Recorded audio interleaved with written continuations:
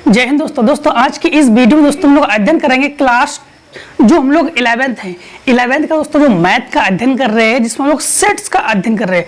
Sets में दोस्तों हम लोगों ने प्रश्नावली 1 पॉइंट का हम लोगों ने संपूर्ण अध्ययन कर लिया है। दोस्तों अगर आप लोगों ने उस वीडियो को नहीं देखा है तो सबसे पहले उस वीडियो को देखिए, नहीं तो फिर कॉन्सेप्ट आपको क्लियर नहीं होगा। वीडियो को वो सीक्वेंस से देखना है, सीरियल बाय सीरियल देखना है, ठीक है। तो चलिए शुरू करते हैं। तो शुरू करने से पहले आपको एक और बता दें कि हम लोग चित्रा प्रकाशन की बुक से अध्ययन कर रहे हैं। अगर आप लोग कोई भी बुक से अध्ययन कर रहे हो, चाहे वो राजीव की बुक हो, चाहे वो बालाजी की बुक हो, चाहे HM की बुक हो, किसी की भी बुक हो, आपको कोई परेशानी नहीं है। आप लोग इस बुक से आसानी से तैयार कर सकते हो, ठीक।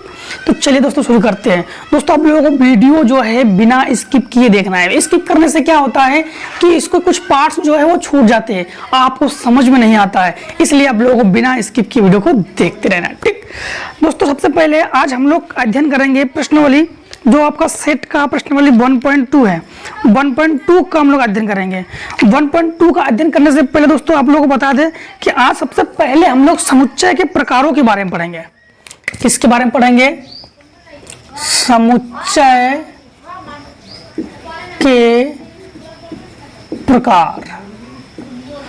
समुच्चय के प्रकार, समुच्चय कितने प्रकार के होते हैं, समुच्चय के बारे में हम लोग जान चुके हैं प्रश्नावली 1.1 में। आज समुच्चय के प्रकारों के बारे में जानेंगे सबसे पहले, क्योंकि सबसे पहले प्रकारों के बारे में नहीं जानेंगे तो 1.2 क्लियर ही नहीं कर पाएंगे। समुच्चय प्रकार सबसे पहले हम लोग पढ़ेंगे रिक्त समुच्चय के बारे में। नंबर 1 हम लोग पढ़ेंगे रिक्त समुच्चय। अब रिक्त समुच्चय किसे कहते हैं? रिक्त का मतलब आप लोग पढ़े हो, नीचे क्लासों में आप लोग पढ़े होंगे कि रिक्त स्थान भरिए। Class 7th 6th 7th 8th में पढ़े होंगे हम लोगों ने, रिक्त स्थान भरिए। रिक्त का मतलब क्या होता है? खाली स्थान भरिए।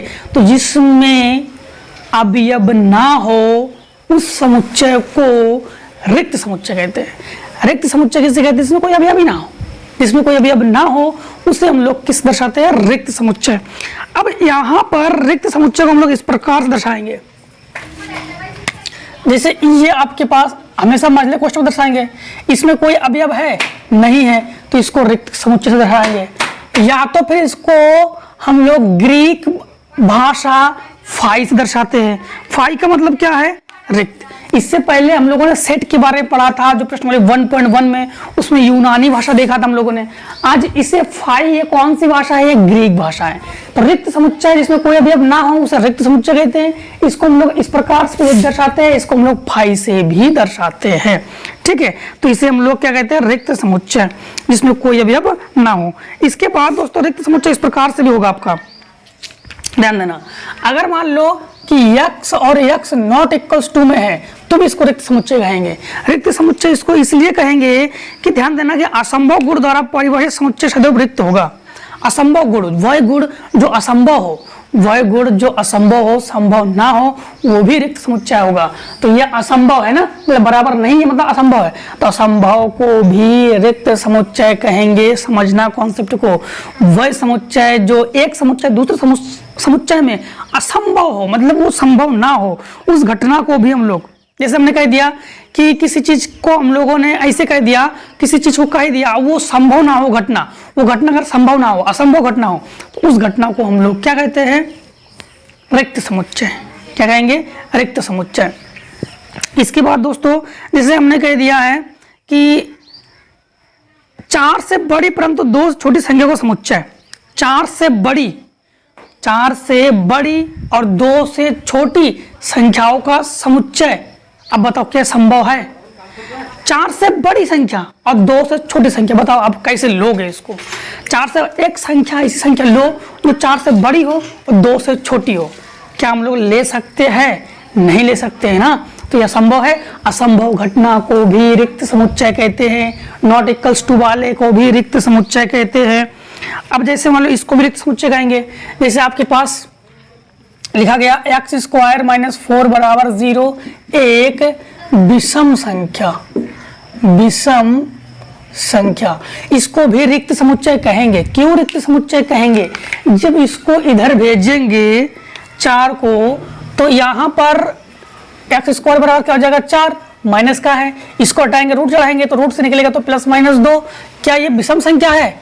एक सम संख्या है ना, दो एक सम संख्या है, इन्होंने असंभव घटना के बारे में कहा है, तो ये भी क्या है, एक रिक्त समुच्चय है।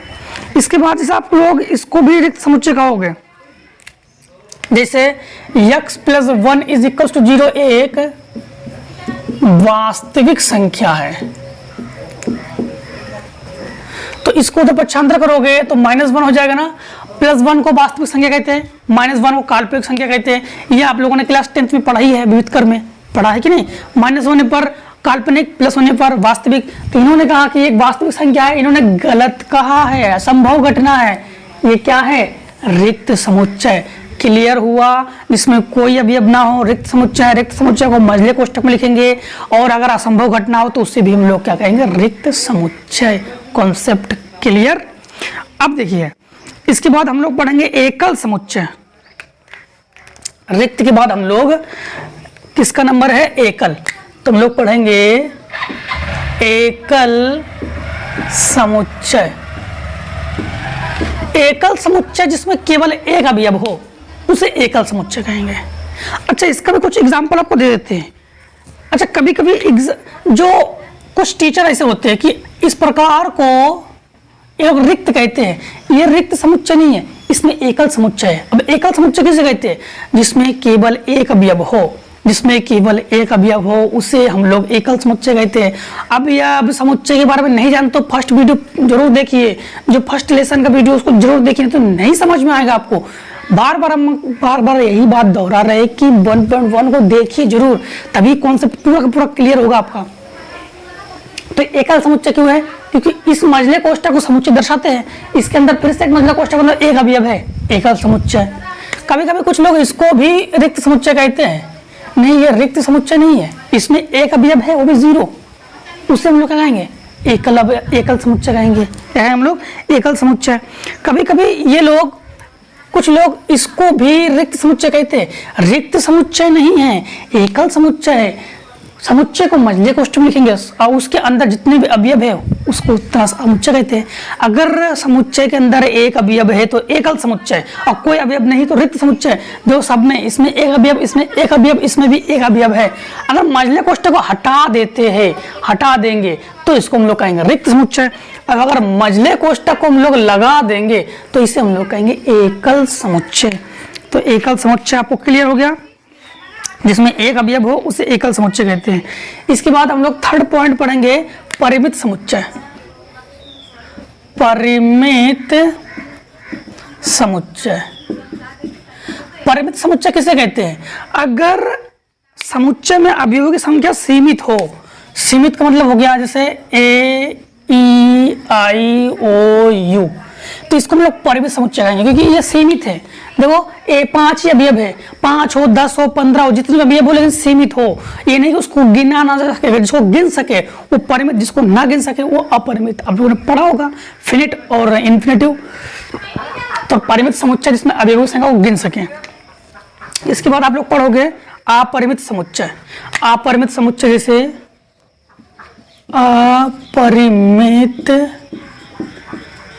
समुच्चय, जिसको हम लोग गिन ना सके उसको हम लोग क्या कहेंगे, अपरिमित समुच्चय। जैसे इसका एग्जांपल आपको बताते हैं, जैसे 1, 2, 3, 4, ये क्या है, अपरिमित, जिसको गिन ना सके। ये इसमें समुच्चय के अंदर के अवयव जो है इसको गिन ही नहीं सकते हम लोग, तो अपरिमित। और जिसको गिन सकते हैं उसे परिमित। इसके बाद हम लोग अगला पढ़ेंगे समतुल समुच्चय। समतुल समुच्चय, समतुल किसे कहते हैं, देखिए समतुल समुच्चय। अब समतुल समुच्चय किसे कहते हैं, समतुल समुच्चय उसे कहते हैं जिसमें दो परिमित समुच्चय ए तथा बी समुच्चय समतुल कहलाएंगे यदि, यानी ए के जो भी अवयव है, ए में अवयव, ध्यान इसको ऐसे कहेंगे हम लोग, ए में अवयव की संख्या बराबर बी में अवयवों की संख्या। यानी हम लोग समतुल समुच्चय की किसे कहेंगे, ए में अवयवों की संख्या और बी में अवयवों की संख्या अगर बराबर हो तो उसे समतुल कहेंगे। जैसे फॉर एग्जांपल आपको देते हैं, ए में मान लिया हम लोगों ने 1 2 3 4 5 और बी में मान लिया हम लोगों ने, बी में आपके पास है ए ई आई ओ यू। तो 1 2 3 4 5 कितने अवयव है? 5 अवयव है। ए आई ओ यू यानी ए ई आई ओ यू 1 2 3 4 5 कितने अवयव है? 5 है। तो हम लोग कहेंगे ए समतुल है बी के। समतुल को ऐसे दर्शाएंगे, ए बी के समतुल है, यानी ए में अवयवों की संख्या बी में अवयवों की संख्या अगर बराबर हो तो उससे हम लोग क्या कहेंगे? समतुल समुच्चय कहेंगे। ठीक है, अब सम समुच्चय किसे कहेंगे? सम समुच्चय। इसके बाद हम लोग पढ़ेंगे सम समुच्चय। तो सम समुच्चय, सम समुच्चय का मतलब हो गया है कि जैसे मतलब ए में अवयवों की संख्या मान लिया हम लोगों ने 1 2 3 4 5 और बी में मान लिया हम लोगों ने 4 2 1 3 5। ठीक, अब अगर ए और बी में अवयवों की संख्या बराबर हो तो समतुल, और ए के ए में जो भी अवयव हो और बी की भी वही अवयव हो अगर बराबर हो तो सम समुच्चय कहते हैं। यानी सम का मतलब होता है समान। देखो इसको हम लोग कहेंगे ए सम समुच्चय बी, ए बराबर बी। 1 है इसमें भी 1 है, 2 है इसमें भी 2 है, 3 है इसमें भी 3 है, 4 है इसमें भी 4 है, 5 है इसमें 5 है। आगे पीछे है कोई दिक्कत नहीं, लेकिन अवयव जो ए में अवयव है वही बी में अवयव होना चाहिए, तो उसे हम लोग क्या कहते हैं? सम समुच्चय। टॉपिक क्लियर रखना, अगर भूल रहे हो कॉन्सेप्ट क्लियर नहीं होगा, आराम समझना, नहीं समझ में वीडियो को थोड़ा सा पॉज करके पीछे करके बैक करके देखिए, आराम से कॉन्सेप्ट क्लियर हो जाएगा। ठीक है, अब देखिए इसके बाद हम लोगों ने समुच्चय, ये हो गया आपका सम समुच्चय। अब ये दोस्तों आप लोगों को कॉन्सेप्ट क्लियर रखना। अब देखिए जो आपका 1.1 है, एक्सरसाइज 1.1 जो है उसको स्टार्ट कर रहे हैं, तो इतना टॉपिक आप लोग क्लियर रखना। इतना क्लियर नहीं होगा तो आपको समझ में नहीं आएगा, इसलिए आप लोग इतना कॉन्सेप्ट क्लियर जरूर रखना। अब देखिए 1.1 में निम्नलिखित में रिक्त समुच्चय एवं एकल समुच्चय बताइए। रिक्त समुच्चय एकल समुच्चय बताइए। तो देखो पहला क्वेश्चन क्या दिया गया आपके पास? पहला क्वेश्चन पहला का ए पार्ट में ये दिया गया है, A is equals median bracket x such that x सम संख्या है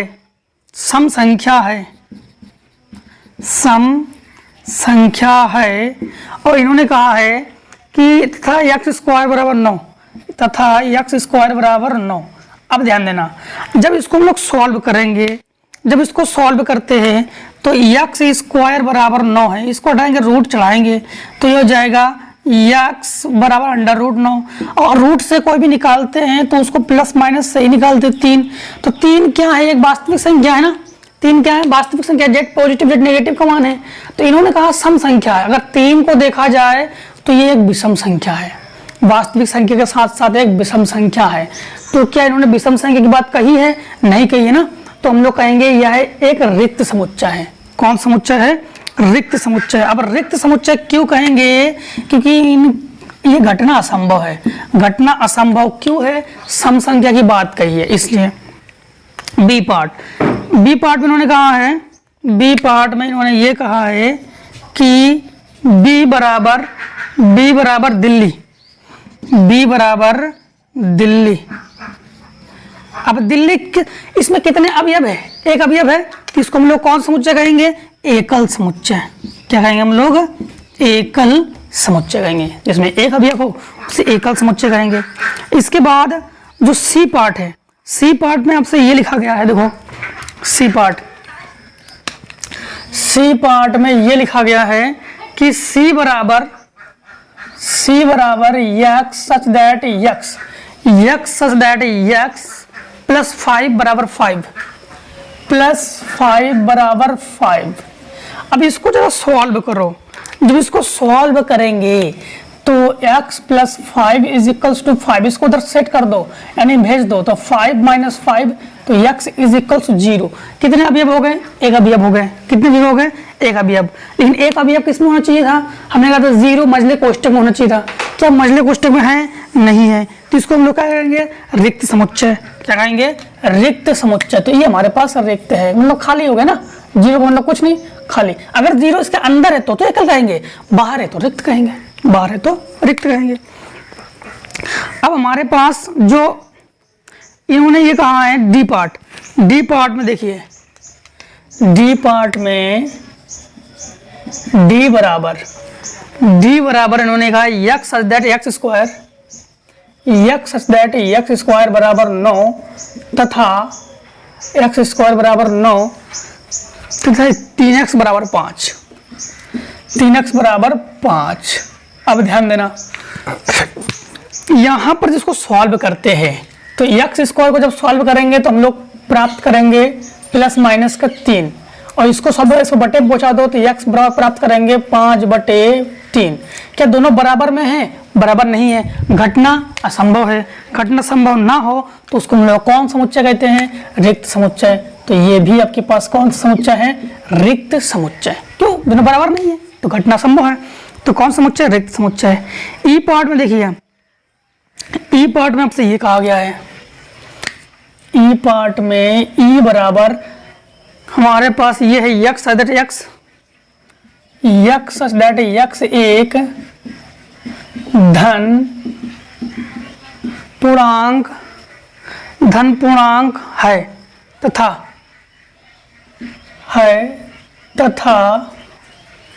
x is less then -3, x is less then -3। अच्छा, ये एक धन पूर्णांक है, क्या ये धन है? ऋण है ना, तो इन्होंने असंभव घटना की बात कही है, तो ये कौन समुच्चय है? रिक्त समुच्चय। रिक्त समुच्चय क्यों है? इन्होंने धन की बात कही है और ये ऋण है, इसलिए ये कौन समुच्चय है? रिक्त समुच्चय। क्वेश्चन नंबर दूसरा देखिए, निम्नलिखित में परिमित समुच्चय तथा अपरिमित समुच्चय लिखिए, परिमित और अपरिमित। अब ध्यान देना, इन्होंने ये कहा है कि आपकी बुक में लिखा गया ये बराबर यक्स सेट एन और x - 1 x - 2 बराबर 0। तो इसी स्टेटमेंट को लेते हैं हम लोग। दूसरे का ए पार्ट में आपसे कहा गया है x - 1 और x - 2 इज इक्वल्स 0। अब जब हम लोग इसको सॉल्व करेंगे तो हम लोग इसको x - 1 बराबर हम लोग क्या रखेंगे? 0। जब x - 1 बराबर 0 लेते हैं तो x बराबर 1 मिलेगा और इसमें x बराबर 2 मिलेगा, तो 1, 2 ये परिमित है क्या अपरिमित है? तो इसको हम लोग क्या कहेंगे? परिमित। परिमित क्यों कहेंगे? क्योंकि इसमें अवयवों की जो संख्या है वो लिमिट में है, यानी निश्चित में है, यानी स्थित है। कैसे है? जिसमें हम लोग कहते हैं कि जिसको गिन सके, इसमें 1 और 2 ये अवयव है, गिन पा रहे हैं तो परिमित, जिसको गिन नहीं पाए उसको अपरिमित। जिसके दूसरे का लिखा गया एक्स स्क्वायर बराबर 4 है, तो इसको हटाओगे, रूट चलाओगे तो रूट से 4 को निकालोगे तो प्लस माइनस 2 होंगे। कितने अवयव है? 2 अवयव हो जाएंगे इसमें, क्योंकि ऐसे निकालोगे तो इसमें 2 ही तो अवयव है, एक प्लस का 3 एक माइनस का 3 है, तो 2 अवयव है। उसी प्रकार 4 को निकालोगे तो प्लस माइनस 2, तो 2 अवयव है। तो ये आपके पास परिमित समुच्चय है। क्या है? परिमित। सी पार्ट में यक्स सेट एन और एक्स एक अभाज्य संख्या है। तो ध्यान देना कि अभाज्य संख्या, इन्होंने क्या कहा? यक्स एन एक अभाज्य संख्या है। अभाज्य संख्या किसे कहते हैं? जिसमें 2 का भाग ना जाए उसे अभाज्य संख्या कहते हैं। सॉरी, जिसमें किसी संख्या का भाग ना जाए, जिसमें किसी संख्या का भाग ना जाए उसे अभाज्य संख्या कहते हैं, और जिसमें 2 का भाग ना जाए उसे हम लोग विषम संख्या कहते हैं। तीनों ने क्या कहा? यक्स सेट एन यक्स एक अभाज्य संख्या है। जबकि इन्होंने देखो यहां पर क्या लिखा गया? सी पार्ट देखिए, सी पार्ट, दूसरे का C part, x such that x set N और यक्स एक, इन्होंने कहा है अभाज्य संख्या है। अब ये आपके पास परिमित है कि अपरिमित? ध्यान देना, सबसे पहले तो आप बताओ ये आपके पास समुच्चय सही कह रहा है? स्टेटमेंट सही कह रहा है क्या? इन्होंने कहा यक्स सेट एन है, एन क्या है? एक वास्तविक संख्या है, और ये कह रहा है एक अभाज्य संख्या है। ये कह रहा है एक अभाज्य संख्या है। अभाज्य संख्या जिसमें किसी संख्या भाग ना जाए, और वास्तविक संख्या मतलब 1 2 3 4, तो वास्तविक संख्या में अभाज्य संख्या भी है, तो वास्तविक संख्या में अभाज्य संख्या होती है। तो वास्तविक संख्या 2 प्रकार की होती है, एक भाज्य और एक अभाज्य। भाज्य और अभाज्य मिलकर क्या बनता है, वास्तविक संख्या। तो वास्तविक संख्या में समझने की कोशिश करना, बहुत संख्या, वास्तविक संख्या तो आपके पास अपरिमित है, लेकिन उसी में जितनी भी संख्या है, तो वास्तविक संख्या दो प्रकार की हो गए। हम लोग गिन पा रहे कि नहीं गिन पा रहे, एक भाज्य एक अभाज्य, इसलिए इसको हम लोग कहेंगे परिमित। इसको हम लोग क्या कहेंगे, परिमित। सी पार्ट है ना, सी पार्ट में क्या कहा गया है इसका कि एक अभाज्य संख्या है, ठीक है, तो इसको हम लोग क्या कहेंगे, परिमित। परिमित नहीं समझ में आ रहा ना, फिर से एक बार समझा देते हैं। जिसको गिन सके परिमित, जिसको ना गिन सके अपरिमित। वास्तविक संख्या में दो ही संख्या होती है, भाज्य और अभाज्य, तो बस गिन पा रहे थे हम लोग, गिन तो पा रहे, एक भाज्य में है और एक अभाज्य में। अगर केवल इन्होंने कहा x एक अभाज्य संख्या, तो फिर ये अपरिमित, क्योंकि अभाज्य को गिन नहीं सकते हम लोग। लेकिन इन्होंने कहा है कि वास्तविक संख्याओं में अभाज्य संख्या, तो फिर गिन पाएंगे हम लोग, क्योंकि उसमें एक भाज्य है और एक अभाज्य है, इसलिए ये परिमित। दूसरे का आपके पास डी पार्ट। डी पार्ट में इन्होंने कहा है कि x सेट n और 2x माइनस 1 बराबर 0। तो जब हम लोग इसको सॉल्व करेंगे, 2x माइनस 1 को उधर पक्षांतर कर दीजिए तो +1 हो जाएगा, और x से 2 को हटा दीजिए तो x बराबर 1/2। ये तो बात सही है, x बराबर 1/2 एकल समुच्चय परिमित कहेंगे उसको। लेकिन उन्होंने कहा x सेट n, तो ये n के अंदर नहीं है, क्योंकि n का मतलब क्या होता है, 1 2 3 4, और इसका मान हो गया 1/2, मतलब क्या इसके अंदर है, नहीं है ना। मतलब समझो कि दूसरे का डी पार्ट में है x सेट n है, और n बराबर 1 2 3 4। अच्छा, n z i q p, इसका सबका मान हमने फर्स्ट वीडियो मैंने 1.1 में पढ़ा दिया है, उसको जरूर देख लीजिए, तो ये सब क्लियर हो जाएगा। और इन्होंने ये कहा है कि 2x माइनस 1 बराबर 0, तो हम लोग x बराबर क्या प्राप्त करेंगे, 1/2 प्राप्त करेंगे। तो क्या ये दोनों बराबर में है, नहीं है ना, तो हम लोग इसको कहेंगे अपरिमित। क्या कहेंगे हम लोग, अपरिमित, क्योंकि ये बराबर में नहीं है। n का मान 1 2 3 4 5 6, और ये है आधा, तो आधा थोड़ी होता है ना वास्तविक संख्याओं में, वास्तविक संख्या 1 से शुरू होती है। अब इसके बाद इन्होंने दूसरे का ई पार्ट में कहा x एक विषम संख्या, ये भी आपके अपरिमित, क्योंकि x सेट n है, तो n तो आपके पास 1 2 3 4, और विषम संख्या क्या है, x एक विषम संख्या है। तो विषम संख्या जिसमें 2 का भाग ना जाए उसे विषम संख्या कहते हैं, जिसमें 2 का भाग ना जाए। तो ये क्या है, ये अपरिमित हो गया, ठीक। इसके बाद निम्नलिखित में परिमित समुच्चय और अपरिमित समुच्चय बताइए। फिर से वही परिमित और अपरिमित। तो इसमें पहला क्वेश्चन लिखा गया x² बराबर 16, तो 16 को अंडर रूट से निकालेंगे तो +-4 होगा, तो परिमित हो गया, क्योंकि 2 ही अवयव है। फिर हम लोग इसका बी पार्ट करेंगे, x एक पूर्णांक है। इन्होंने आपकी बार n वगैरह नहीं कहा, अगर n की बात कहा जाता तो हम लोग कह देते कि परिमित अपरिमित सोचना पड़ता। इन्होंने बिना सोचे समझे ऐसे कह दिया x एक पूर्णांक है, और पूर्णांक किससे कहते हैं, जो 0 से स्टार्ट हो और 0 से लेकर अनंत तक, तो ये आपके पास क्या हो गया, अपरिमित। फिर इसका सी पार्ट, तीसरे का सी पार्ट देखिए, तीसरे का सी पार्ट में इस प्रकार से लिखा गया है कि सी पार्ट में d बराबर x सच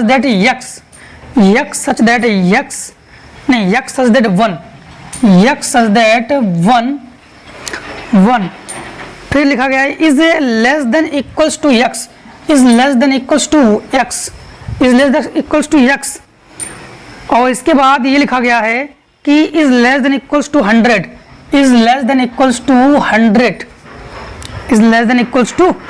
x एक धन पूर्णांक है, इन्होंने कहा x एक धन पूर्णांक है। अब समझना जरा, इन्होंने कहा है x का वह संख्या लो जो कि किससे अधिक हो, 1 से अधिक हो या उसके बराबर हो। तो 1 से अधिक उसके बराबर, यानी x का मान 1 2 3 4 और 100 के बराबर या 100 से कम हो, तो 1 से लेकर 100 तक गिनती है। इसमें गिनती क्या है, 1 से लेकर 100 तक गिनती है, तो गिन सकते हैं 1 से 100 तक। तो ये परिमित है क्या, अपरिमित, तो इसको हम लोग कहेंगे परिमित। क्या कहेंगे, इसको हम लोग परिमित कहेंगे। इसके बाद देखिए, ये था तीसरे का डी पार्ट। तीसरे का E part, x such that 1 is equal less than equals to x is less than equal 100 एक वास्तविक संख्या है। तो ये वास्तविक संख्या की बात इन्होंने कहा गया है।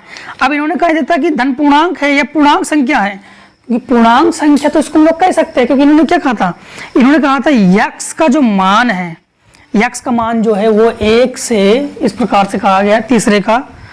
तीसरे का डी पार्ट देखिए, तीसरे का डी पार्ट ई बराबर x such that 1 is less than equals to 100 एक वास्तविक संख्या है, एक वास्तविक संख्या है।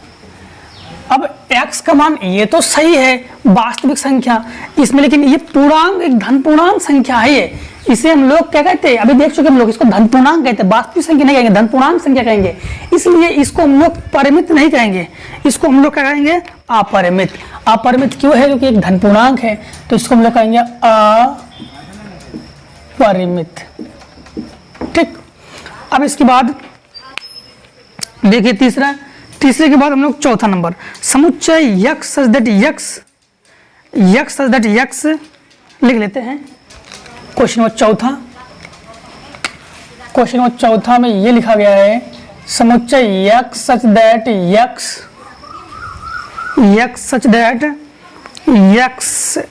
3x square minus 12x 3x square minus 12x is equals 0 को ज्ञात कीजिए यदि x सेट C जहां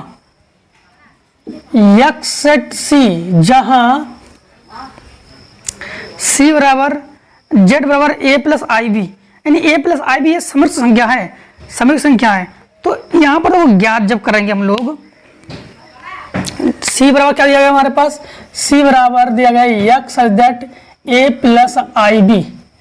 a प्लस आई बी का मतलब क्या होता है, समृद्ध संख्या नहीं, यहाँ पर z दिया गया है,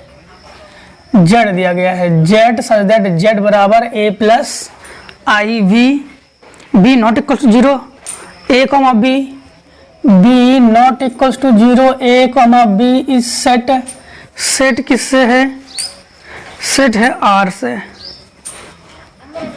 से। अब इसको जब हम लोग सॉल्व करेंगे ना, तो यहाँ पर पहले सॉल्व कर लो, तो यहाँ पर क्या लिखा गया है, 3x square minus 12x is equal to 0। जब इसको सॉल्व करेंगे, इसको इन दोनों में 3x ले लो कॉमन, तो ये x माइनस 4 बचेगा बराबर 0। जब इसको सॉल्व करेंगे तो ये हो जाएगा, जब 3x बराबर 0, तो ये 3 जो है गोला में इसके बटे में आ जाएगा, तो 0 हो जाएगा, तो लिखेंगे 3 इज नॉट इक्वल टू 0, तो x बराबर क्या हो गया 0। इसको सॉल्व करेंगे तो x माइनस 4 बराबर 0, तो x बराबर हमारे पास क्या मिलेगा, 4 मिलेगा। अब x बराबर हमारे पास 4 मिला, तो इन्होंने क्वेश्चन में क्या कहा, क्वेश्चन में ये कहा है समुच्चय को ज्ञात कीजिए यदि x सेट C जहां C बराबर, तो x सेट C, क्या यहाँ x बराबर 4 है, क्या C की कहीं पर भी 4 है, तो नहीं है ना, तो ये क्या है, रिक्त समुच्चय है। तो रिक्त समुच्चय को हम लोग किस दर्शाते हैं, 5 से, तो 5 हो गया आंसर। क्योंकि समझो पहले, यहाँ पर x का मान 4 है, x का मान 0 है, और यहाँ पर C वाले मान में क्या है, a प्लस आई बी। तो इन्होंने कहा कि x जो है वो C से बिलोंग्स है, संबंधित है, x का मान C के मान में है या C का मान x के मान में है, क्या इसका मान a प्लस आई बी है, तो कहीं पर भी है, नहीं है ना, नहीं है, इसलिए हम लोग कहेंगे x, इसका ये क्या कौन समुच्चय है, रिक्त समुच्चय। रिक्त समुच्चय किस दर्शाते हैं, 5 से दर्शाते हैं। इसके बाद क्वेश्चन नंबर 5वां देखिए, क्वेश्चन नंबर 5वां क्या कहा गया है, 5वां में ये कहा गया है कि यदि r वास्तविक संख्या का समुच्चय है तो ज्ञात कीजिए कि x set r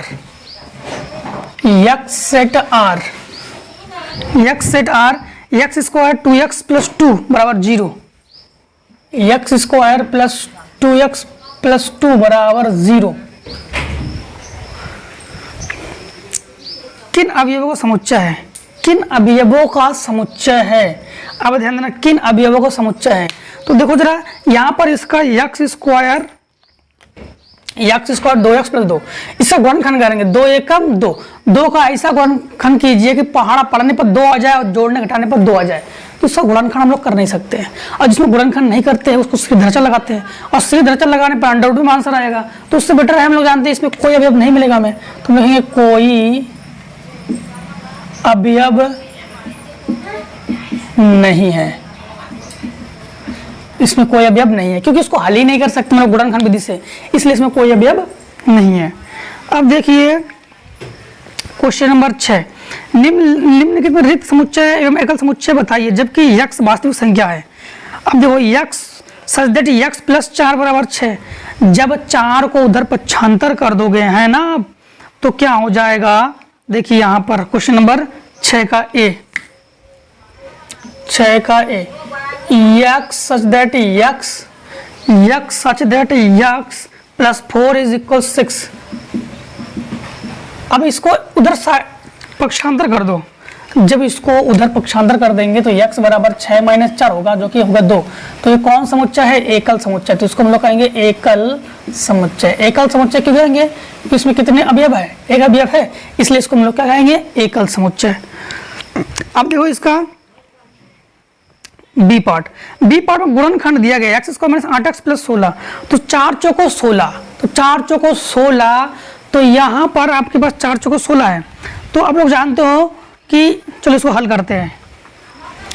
B part में इस प्रकार से लिखा गया है, एक्स स्क्वायर जो भी लिखा गया है, क्योंकि गुणनखंड नहीं लिख रहा है मैं, 8x माइनस 16 प्लस 16 बराबर 0।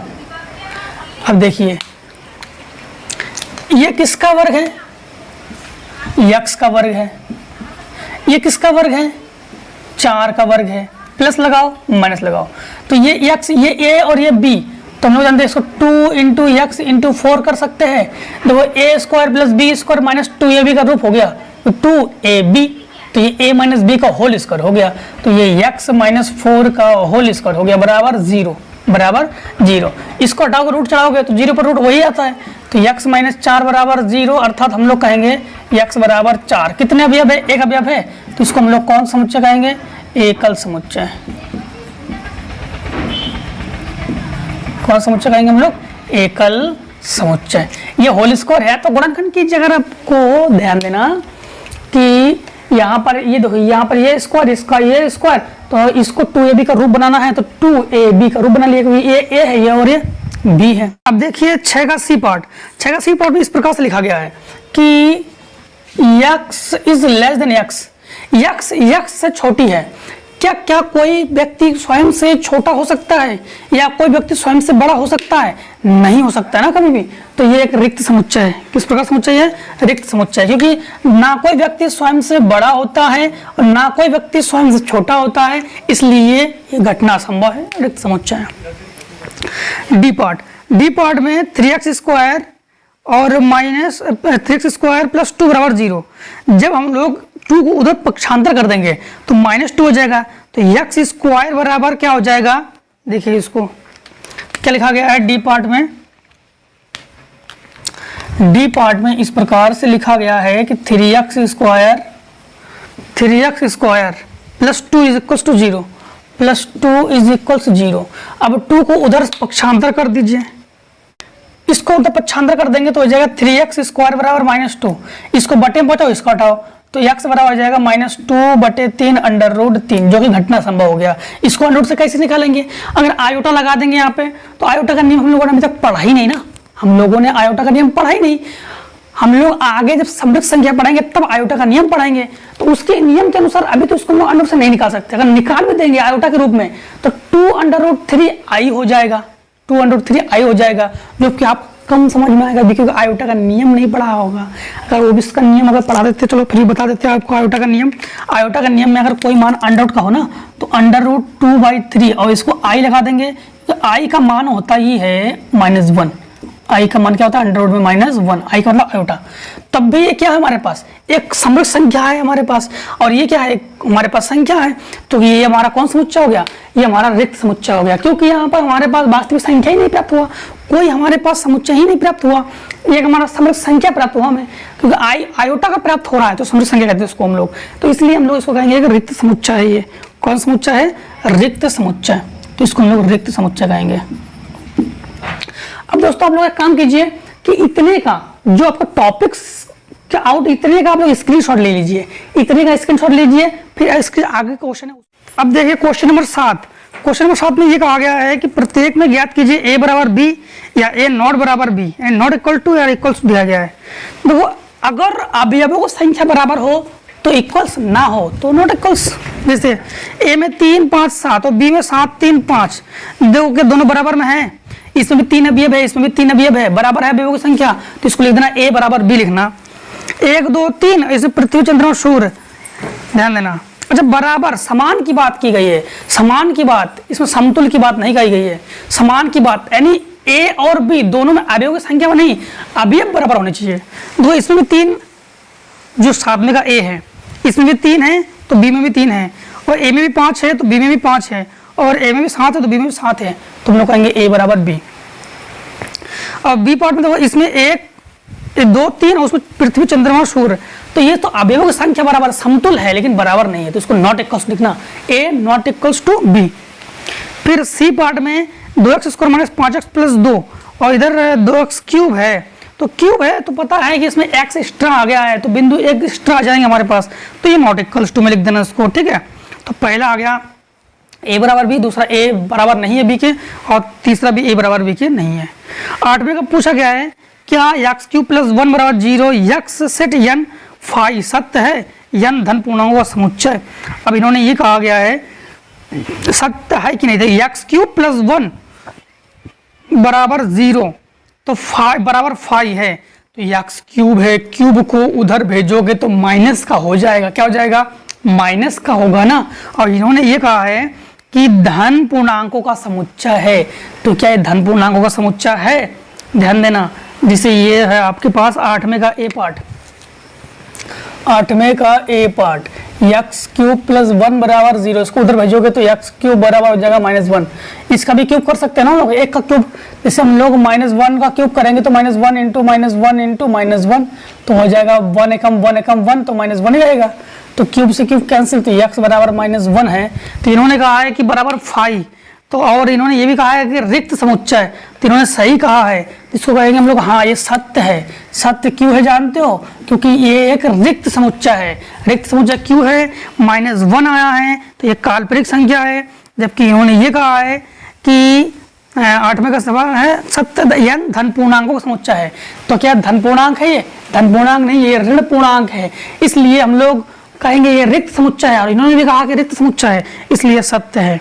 बी पार्ट में देखो, बी पार्ट में दिया गया है, बी पार्ट में इस प्रकार से दिया गया है, 8वें का ये है ए पार्ट, बी पार्ट में इस प्रकार से दिया गया है कि y1 is less than equals to x is less than equals to 3 जो है, और इन्होंने ये कहा है कि बी में ये कहा गया है कि 3y बराबर 9, और लास्ट में इन्होंने कहा 3y बराबर 9, इन्होंने ये कहा 3y बराबर 9 और 2y बराबर 2, 2y बराबर 2 और y माइनस 1 बराबर 0, y माइनस 1 नहीं, y माइनस 1 बराबर 1, हाँ 0 है नहीं 1 है 1।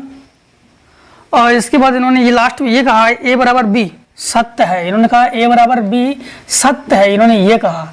अब देखो ये सत्य है कि नहीं है, पहले इसको सॉल्व करके देखते हैं आपको। जैसे यहाँ पर इन्होंने कहा है कि x का मान 1 के बराबर होना चाहिए, तो x का मान 1 के बराबर होना चाहिए और 1 से अधिक होना चाहिए, तो 1 से अधिक, 3 के बराबर होना चाहिए, 3 से कम होना चाहिए, तो 1 2 3, तो x का मान हो गया 1 2 3।